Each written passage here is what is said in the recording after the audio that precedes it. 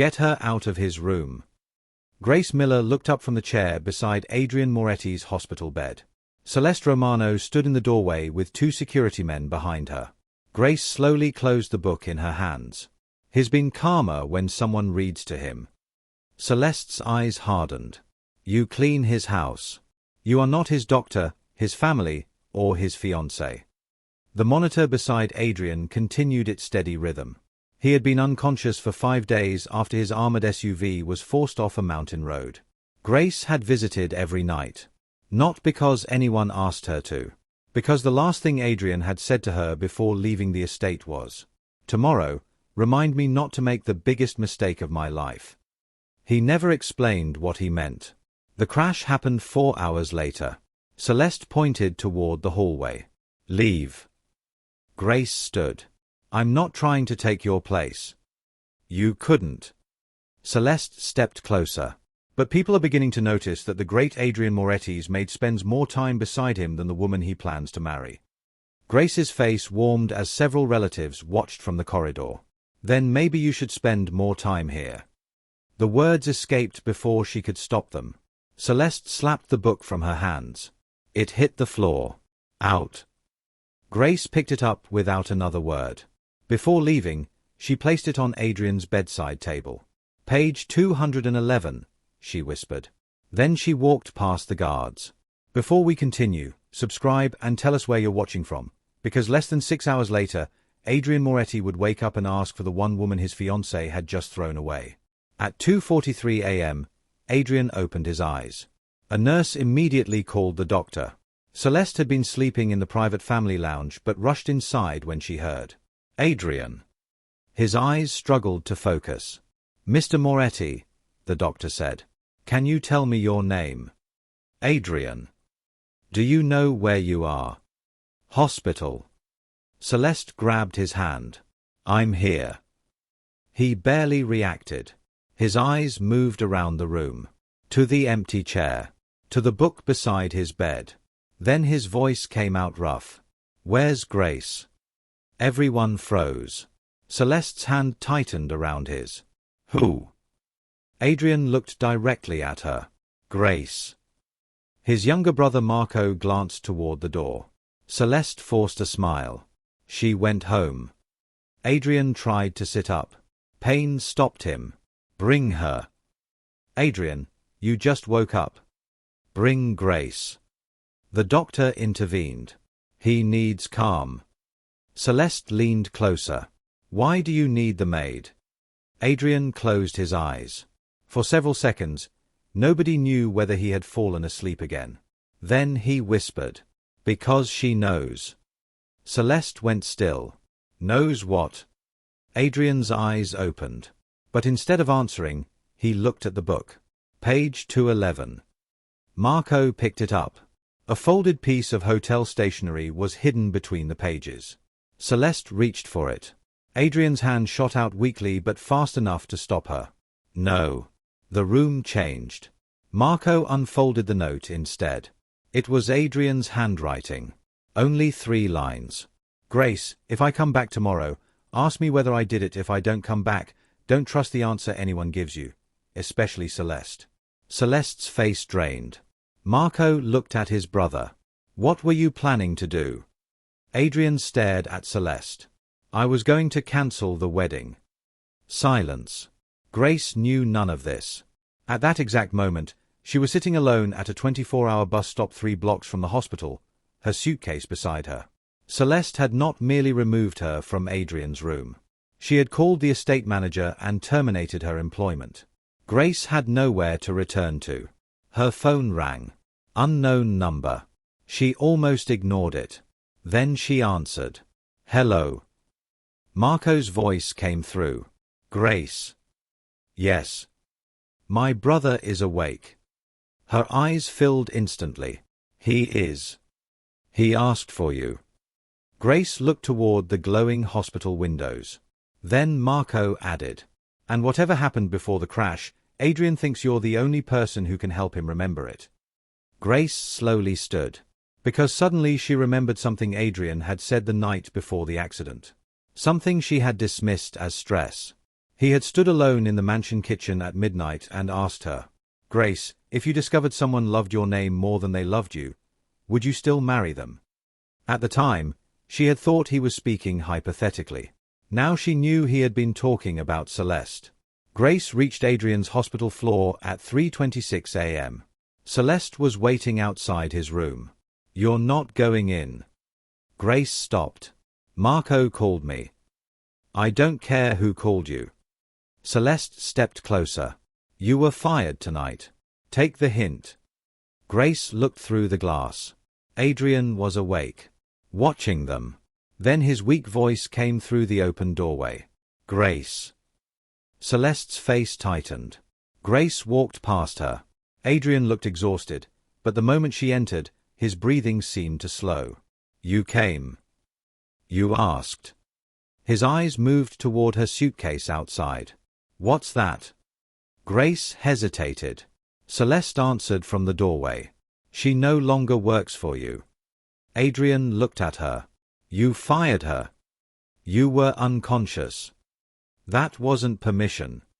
Celeste folded her arms. She crossed boundaries. Grace quietly said, "I'll leave if you want me to." Adrian's eyes returned to her. "No." One word. No hesitation. The doctor entered moments later and asked everyone except Grace and Marco to step back. "We need to test Mr. Moretti's memory." Celeste protested. "I'm his fiancée." Adrian looked at the doctor. "She can wait outside." The humiliation on Celeste's face mirrored what Grace had felt hours earlier. But Grace took no satisfaction from it. The doctor began. "Last thing you clearly remember." Adrian closed his eyes. "The kitchen." Grace froze. "What happened there?" Marco asked. Adrian looked at her. "I asked Grace a question." She remembered. "Would you marry someone who loved your name more than you?" "What happened after that?" the doctor asked. Adrian struggled. "I went upstairs." Then nothing. A blank stretch covered nearly 2 hours before the crash. Grace leaned forward. "You came back downstairs." Adrian frowned. "I did. At 1:15. What did I say?" "You asked whether anyone had entered your study." Marco looked at her. "Why?" "I don't know. Then Adrian told me not to let Celeste leave the estate before morning." Adrian stared at the ceiling. "That sounds familiar." Grace continued carefully. "You were holding your phone. Your hands were shaking." Celeste called from the doorway. "This is ridiculous. He had a concussion before the crash. She's feeding him memories." The doctor turned. "Please leave the room." Celeste's expression darkened, but she walked out. Adrian whispered, "My phone." Marco handed it over. The screen had been damaged in the crash. Most data had synchronized to cloud storage. But one audio file had not. Recorded at 1:07 a.m. 8 minutes before Adrian returned to the kitchen. Marco pressed play. At first, only footsteps. Then Celeste's voice. "You had no right to open that." Adrian answered. "I had every right. It had my name on it." A second male voice spoke. "Unknown. Lower your voice." "Adrian. You've been using my name for 6 months." Celeste. "Adrian, listen to me." The recording ended. Grace looked at him. "Do you recognize the man?"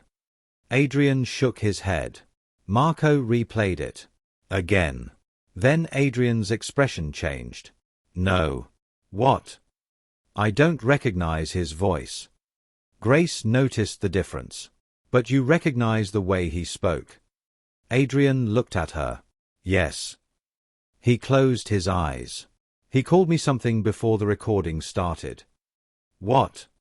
Adrian's breathing quickened. The monitor began beeping faster. "Mr. Moretti," the doctor warned. Adrian ignored him. "He called me son." Marco went completely still. Their father had been dead for 12 years. Grace whispered, "Could it have been someone older who treated you like family?" Adrian looked toward Marco. Only one man had been close enough to use that word. Salvatore Greco. Adrian's godfather. The man who had raised both brothers after their father died. Marco immediately called security. No answer. Again. Nothing. Then Celeste re-entered. This time she wasn't angry. She looked frightened. Stop calling Salvatore. Adrian stared at her. Why? Celeste swallowed. Because he was the man in your study. Marco stepped toward her. What were you doing with him? She looked at Adrian. I was trying to stop him. From what? Celeste's eyes filled. From telling you why your car went off that mountain. The room went silent. Adrian's voice dropped. You know what happened? Celeste nodded. You didn't lose control. Grace felt cold. Celeste continued. You were trying to get away from someone. Who? She looked toward the hospital corridor. Then whispered. Salvatore. At that exact moment, every light on the floor went out. Emergency power came on seconds later. Adrian's private security guard was lying unconscious outside the room. And Salvatore Greco was gone from the hospital waiting area. The emergency lights painted Adrian's hospital room red. Marco checked the unconscious guard. His breathing. Adrian tried to push himself upright. Grace immediately stopped him. You can barely sit. Salvatore was here. And if you tear your stitches open, he wins without touching you. Adrian looked at her. Even now, Grace spoke to him like a man, not a mafia boss everyone feared. Marco, Adrian said, lock the floor. Marco hurried out. Celeste stood near the window. Too quiet. Grace noticed. You knew Salvatore would come. Celeste looked at her. I knew he might. Why? Celeste hesitated. Adrian's voice hardened. Answer her. She finally sat down. 6 months ago, Salvatore asked me to sign papers using your foundation's name. What papers? Debt settlements. Adrian frowned. The Moretti Foundation quietly paid medical bills and rent for families caught between criminal groups. Celeste continued. He said you wanted to expand it. I never approved that. I know. Adrian stared at her. You used my name anyway. At first I thought I was helping. Grace remembered the audio. You've been using my name for 6 months. What changed? She asked. Celeste looked toward Adrian. I discovered the money wasn't going to families. Marco returned just as she said it. Where was it going? Businesses. Adrian's expression darkened. What businesses? Restaurants. Garages. Small shops.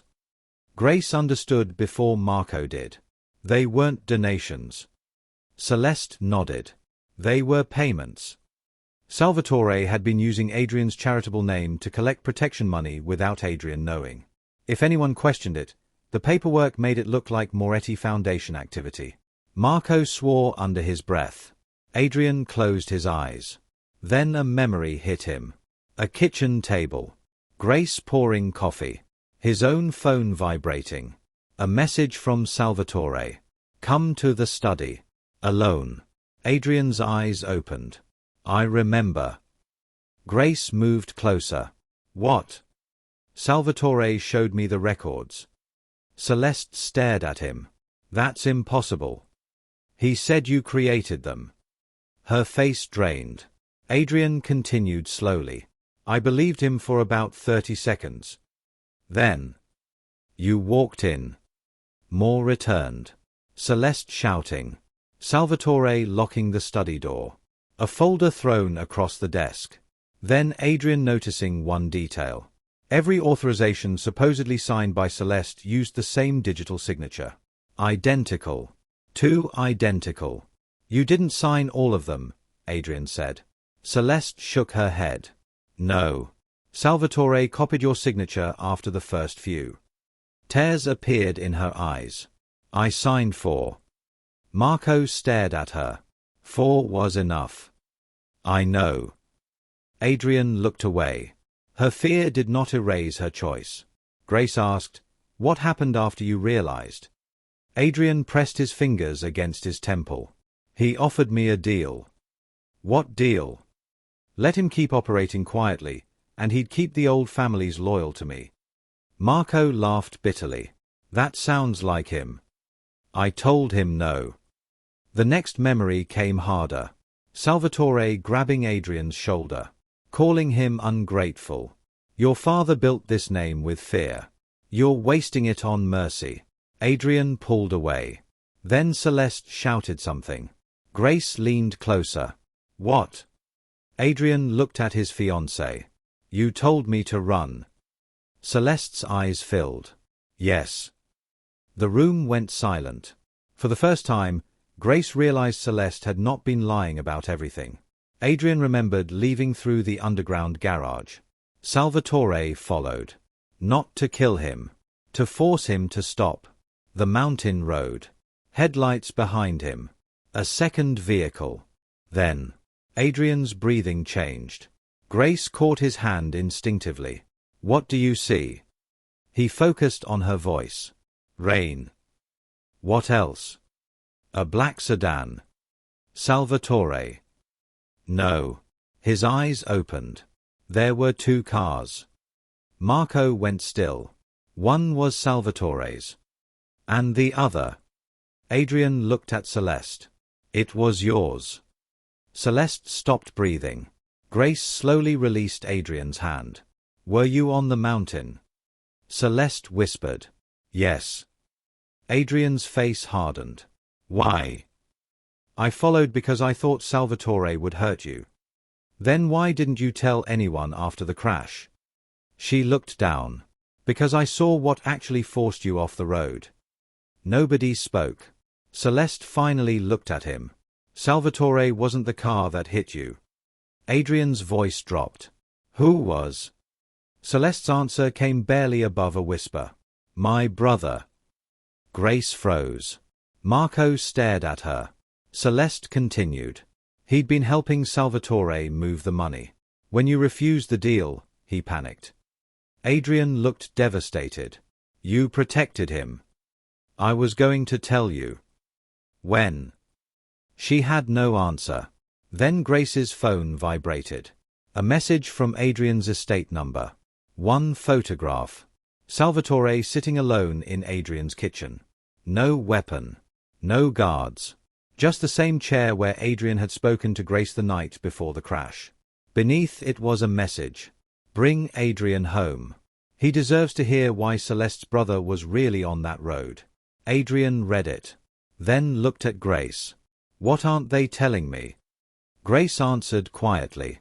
"That's what we're going home to find out." Adrian returned to the Moretti estate just after sunrise in a private medical vehicle. The doctor had argued against it. Adrian had answered. "I remember almost dying there. I need to remember why." Grace stayed beside him. Not because Celeste wanted her there. Because Adrian did. Salvatore Greco sat alone at the kitchen table. The same table where Adrian had spoken to Grace before the crash. No guards. No weapon. Just coffee. "You look terrible," Salvatore said. Adrian lowered himself into a chair. "You tried to chase me down a mountain. I followed you. You threatened me." "Yes." "Did you hit my car?" "No." Adrian looked at Grace. Her presence steadied him. Salvatore continued. "I built the payment system." Marco swore. Salvatore raised one hand. "Your father's old network was collapsing. Families that once feared the Moretti name stopped paying. I used the foundation because nobody questions charity." Adrian's face hardened. "You turned help into extortion." "I kept your organization alive." "You kept your version of it alive." Salvatore smiled faintly. "That is why you will never be your father." Grace expected Adrian to take that as an insult. Instead he answered, "Good." Salvatore's smile vanished. Adrian leaned forward. "Tell me about Celeste's brother." "Gabriel Romano didn't begin as my partner." Celeste, standing near the doorway under guard, went pale. Salvatore continued. Celeste brought him in. Adrian looked at her. She shook her head. That's not true. Yes, it is, Salvatore said. Gabriel had owned 3 failing restaurants. Celeste convinced him to let the foundation route payments through them. At first, the money looked legitimate. Then Gabriel realized frightened shop owners were paying to avoid trouble. He wanted out, Salvatore said. Celeste whispered, eventually. Grace heard that word. Eventually. Everyone turned toward her. Grace looked at Celeste. You didn't object when people were being threatened. You objected when Adrian discovered it. Celeste's eyes filled with anger. You know nothing about what I was trying to protect. Grace answered quietly. Then tell him. Adrian did not interrupt. Celeste finally broke. I knew you were going to cancel the wedding. Adrian stared at her. That's what mattered. No. She stepped forward. If you exposed Salvatore, Gabriel went down too. I was trying to protect my brother. So you called him. Silence. Adrian remembered. His study. Celeste screaming into her phone after he ran. Gabriel, stop him before he reaches anyone. His breathing changed. Grace noticed immediately. Adrian. I remember her call. Celeste closed her eyes. Marco asked, what happened on the road? Salvatore answered. Gabriel tried to block Adrian's SUV. He rammed me. No. A new voice came from the hallway. I lost control. Gabriel Romano entered with his hands raised. Celeste whispered, Gabriel. He looked exhausted. I'm done running. Adrian stared at the man who had almost killed him. Gabriel continued. I pulled across the road to stop you. You swerved. My car clipped your rear side. Adrian saw it again. Rain. Headlights. The barrier disappearing. Then the mountain dropping beneath him. You left me there. Gabriel shook his head. I got out. He looked at Celeste. But she reached you first. Adrian slowly turned toward his fiancée. Celeste's face emptied. Grace felt something shift in the room. What did you do? Adrian asked. Celeste said nothing. Gabriel answered for her. She found your phone beside the wreck. Adrian's eyes narrowed. And? She took it. Grace stared at Celeste. Before calling an ambulance. Celeste whispered, he was breathing. That wasn't the question. Celeste's voice broke. Yes. Adrian looked genuinely wounded now. Not angry. Wounded. You stood beside me after a crash and thought about protecting yourself first. I called for help. After taking my phone. It contained everything. Salvatore leaned back. There it was. The truth Celeste had spent 5 days hiding. Adrian whispered. What was on it? A recording. The memory returned instantly. Adrian had recorded his confrontation with Salvatore. The protection scheme. The forged foundation activity. Celeste's involvement. Everything. But another memory followed. As Adrian's SUV hung damaged against the mountainside, he had briefly regained consciousness. Someone had opened the passenger door. Celeste. He remembered trying to speak. Not about Salvatore. Not about the evidence. One name. Grace. Grace froze. Adrian looked at her. I asked Celeste to call you. Celeste started crying. Adrian continued. You heard me. Yes. And instead you took the phone. Yes. Grace's eyes filled, but she stayed quiet. Adrian finally understood why her voice had mattered while he was unconscious. His last clear thought before darkness had been that Grace was the one person he trusted to hear the truth without wanting anything from his name. Then Gabriel placed a small black memory card on the kitchen table. Celeste stared at it. Adrian did too. I thought she destroyed the recording, Gabriel said. Celeste whispered, Where did you get that? I took it from your apartment last night. Adrian reached for it. Gabriel stopped him. There's something else on there.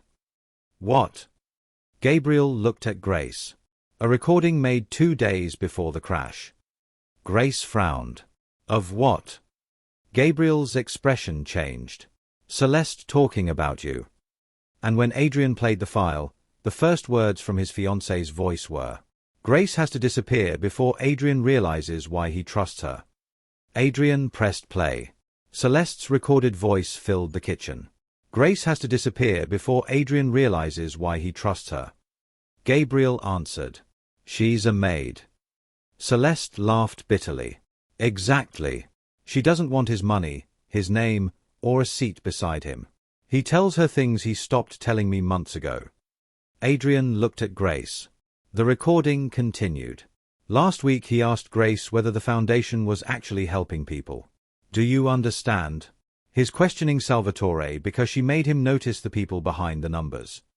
Grace remembered that night. A frightened restaurant owner had arrived at the estate carrying an envelope of cash. He claimed it was a foundation contribution. Grace had asked Adrian one simple question afterward. Why did a man donating willingly look terrified?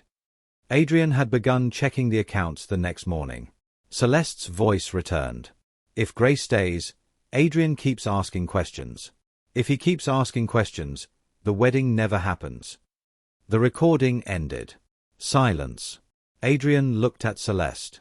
So that was it. She wiped her tears.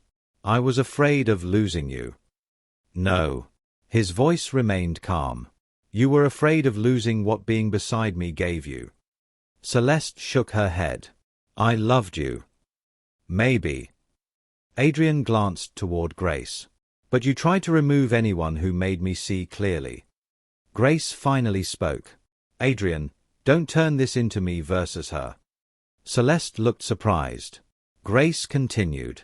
She made her choices. Salvatore made his. Gabriel made his. You still have to decide what kind of man you become after learning all of it. Adrian stared at her. That was why he trusted her. Even now, when she could have enjoyed Celeste's downfall, Grace refused to use his pain to pull him closer. Salvatore slowly stood. I'll give you every account. Marco looked at him. You expect forgiveness? No. Salvatore's voice became tired. I expect consequences. Gabriel pushed the memory card toward Adrian. So do I. By afternoon, Adrian had done something his father would never have done. He handed the financial records, recordings, and payment lists to investigators. Salvatore surrendered. Gabriel cooperated and identified the businesses that had been pressured for money. Celeste admitted taking Adrian's phone after the crash, hiding the recording, signing the first false documents, and firing Grace because she feared Adrian would listen to her. The engagement ended before sunset. There was no screaming.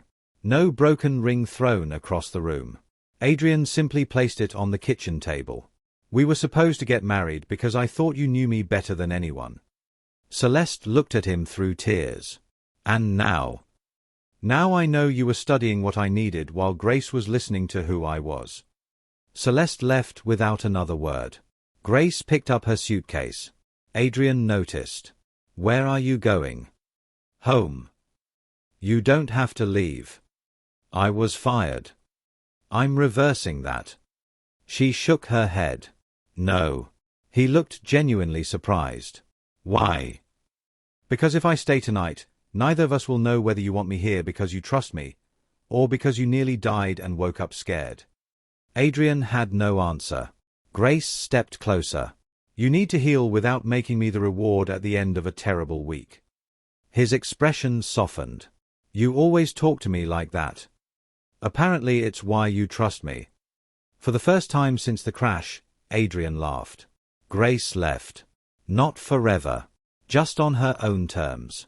Over the next several months, Adrian dismantled the payment system Salvatore had built. The Moretti Foundation was separated completely from his private organization and placed under independent management. Businesses that had been pressured received their money back. More importantly, Adrian stopped measuring strength by how frightened people became when he entered a room. Grace found work at a small publishing house. Adrian did not interfere. He called once after 6 weeks. Coffee. She said no. He called again a month later. Lunch. Maybe.